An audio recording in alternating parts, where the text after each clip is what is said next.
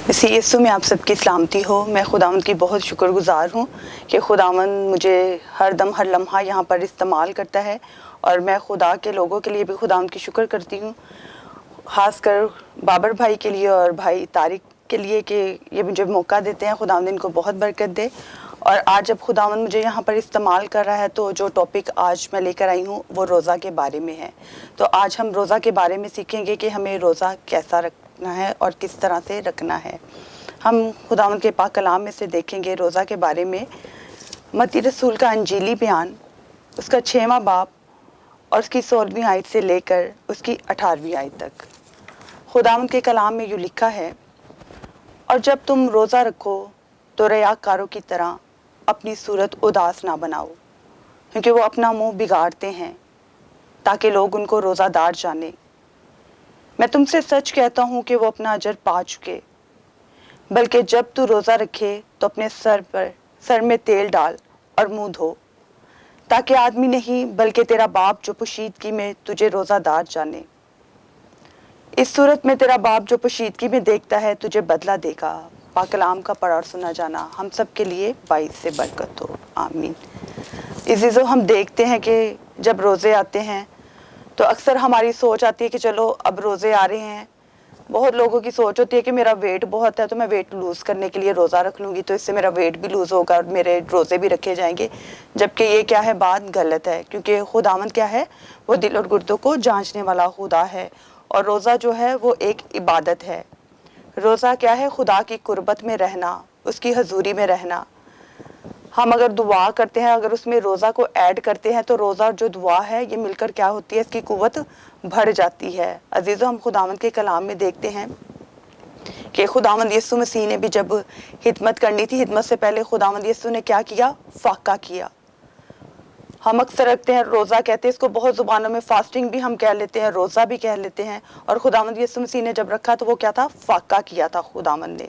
और अजीज़ो, रोज़ा जो है हमें खुदावंद की कुर्बत देता है। हम खुदावंद के कलाम में देखते हैं, अज़रा की किताब में, उसमें लिखा है उसके 8वें बाब में आप देख सकते हैं उसकी 21वीं आयत से, तब मैंने अहादा के दरिया पर रोज़ा की मुनादी कराई ताकि हम अपने खुदा के हजूर उससे अपने और अपने बाल बच्चों और अपने माल के लिए सीधी राह तलब करने को फरोतन बने, क्योंकि मैंने शर्म के बाइस बादशाहों से सिपाहियों के जत्थों और सवारों के लिए दरख्वास्त ना की थी, ताकि वो राह में दुश्मन के मुकाबला में हमारी मदद करे। क्योंकि हमने बादशाह से कहा था कि हमारे खुदा का हाथ भलाई के लिए उन सब के साथ है जो उसके तालब है, और उसका जोर और कहर उन सब के खिलाफ है जो उससे तरक करते हैं। सो हमने रोज़ा रखकर इस बात के लिए अपने खुदा से मिन्नत की और उसने हमारी सुनी, आमीन। अजीज़ों, हम देखते हैं कि यहाँ पर खुदावंद के कलाम में जो अज़रा नबी है उसने रोज़ा के लिए क्या की, अहादा के दरिया पर मुनादी की। और उसका मकसद क्या था कि उसमें हम अपने बाल बच्चों के लिए और अपने माल के लिए सीधी राह की तलब खुदा से लेने के लिए, फरोतन बनने के लिए क्या कर सकते हैं, मदद मांगने के लिए भी क्या करते हैं, रोज़ा रख सकते हैं।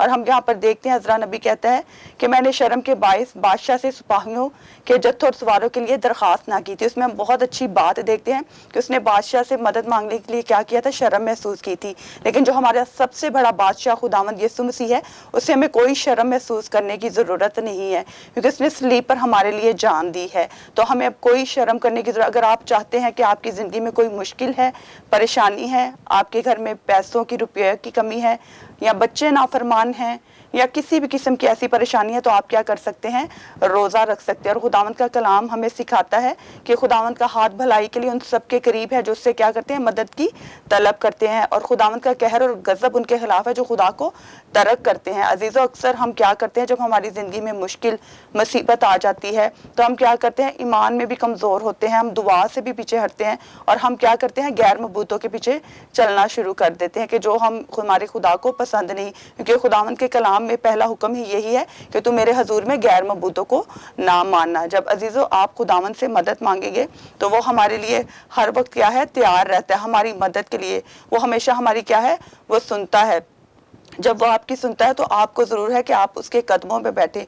और आज जब अगर आप देखते हैं रोज़े हैं, तो आप जितना खुदावंद की हजूरी में झुकेंगे, खुदावंद की कुर्बत में रहेंगे और खुदावंद के हजूर में गिरिया उजारी करेंगे, तो खुदावंद के कलाम में बहुत खूबसूरत लिखा है योएल नबी की किताब में लिखा है कि अब भी पूरे दिल से और रोज़ा रख कर गिरिया जारी और मातम करते हुए मेरी तरफ रजू लाओ और अपने कपड़ों को नहीं बल्कि दिलों को चाक करके खुदावंद अपने खुदा की तरफ मुतवज्जा हो, क्योंकि वो रहीम और मेहरबान, कहर करने में धीमा और शफकत में गनी है और अजाब नाजिल करने से बाज रहता है।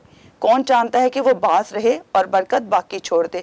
अजीज़ों, कितना खूबसूरत लिखा हुआ है कि गिरिया जारी मातम करते हुए खुदावंद का कलाम कहता है कि तू मेरे हजूर रजू ला, और वो क्या कहता है, अपने कपड़ों को नहीं बल्कि क्या कर, अपने दिल को चाक कर, क्योंकि खुदावंद जो है फिर क्या होगा, हमारी तरफ मतवज्जा होगा। खुदावंद के कलाम में लिखा है क्योंकि वो मेहरबान है, वो रहीम है। अजीज़ों, वो अजाब करने से बाज रहता है। अजीज़ों, खुदावंद के इरादे को कोई रोक नहीं रख सकता, लेकिन खुदावंद का कलाम हमें सिखाता है और वो अजाब नाजिल करने से बाज रहता है। अजीज़ों, जब हम रोज़ा रख के खुदावंद के हजूर में झुकते हैं तो खुदावंद क्या है, अपने अजाब से जो है क्या है, वो नाजिल करने से बाज रहता है। हम देखते हैं कि खुदावंद यीशु मसीह ने जब यूना नबी को नैनवा के शहर में भेजा अपने लोगों को बचाने के लिए, पहले खुदावंद ने क्या किया था, उनके लिए एक पैगाम भेजा कि उनको कह के मेरे हजूर में क्या करे, तौबा करे और मेरी तरफ रजू करे, और मैं 40 दिन के बाद इस मुल्क को क्या करूँगा, तबाह करने वाला हूँ। और यूना उस मुल्क में जाता है और उनको ये खबर सिखाता है कि 40 रोज़ के बाद ये जो नैनवा का मुल्क है ये क्या होगा, तबाह हो जाएगा, क्योंकि खुदावंद ने उस मुल्क की शरारत को क्या किया, उसके जो आवाज़ थी उसकी शरारत की खुदा के कानों तक पहुँची थी। और जब खुदा ने अपने बंदा को भेजा तो हम देखते हैं कि वहाँ पर खुदा के जो खादम बादशाह थे वो भी क्या थे, उन्होंने जब इस बात को, इस खबर को सुना तो उन्होंने भी क्या किया, उस आवाज़ को सुना और वो रोज़ा में ठहर गए। वो गिरियाजारी मातम करते हुए उन्होंने क्या किया, अपने जो बाल छोटे बड़े क्या, अपने मवेशी का सबसे क्या किया था, रोज़ा रखवाया था, और खुदावंद क्या हुआ, अपने अजाब नाजिल करने से बाज रहा था। तो इसी तरह अगर आपकी ज़िंदगी में कोई मुश्किल है, परेशानी होती है, तो खुदावंद हमारा कहर करने वाला नहीं, हम जो भी अपना कहर अपने बंदों पर भेजना चाहता है, जब हम तौबा कर लेते हैं, खुदावंद के हजूर में झुक जाते हैं, तो वो क्या करता है, अपने इरादे को बदल देता है। वाहिद रोज़ा ऐसी चीज़ है जो दुआ के साथ मिल जाती है, तो खुदा के हजूर में वो क्या करता है, हमारी गिरियाजारी को सुनता है, क्योंकि खुदा के कलाम में लिखा है, देखो तुम अपने रोज़ा के दिन में अपनी खुशी के तालब रहते हो और सब तरह की मेहनत लोगों से कराते हो। देखो तुम इस मकसद से रोज़ा रखते हो कि झगड़ा रगड़ा करो और शरारत के मुक्के मारो, बस अब तुम इस तरह का रोज़ा नहीं रखते कि तुम्हारी आवाज़ आलमे बाला पर सुनी जाए। क्या ये रोज़ा वो जो मुझको पसंद है, ऐसा दिन कि उसमें आदमी अपनी जान को दुख दे और अपने सर को झाव की तरह झुकाए और अपने नीचे टाट और राख पिचाए। क्या तू इसको रोज़ा और ऐसा दिन कहेगा जो खुदावंद का मकबूल हो। आमीन।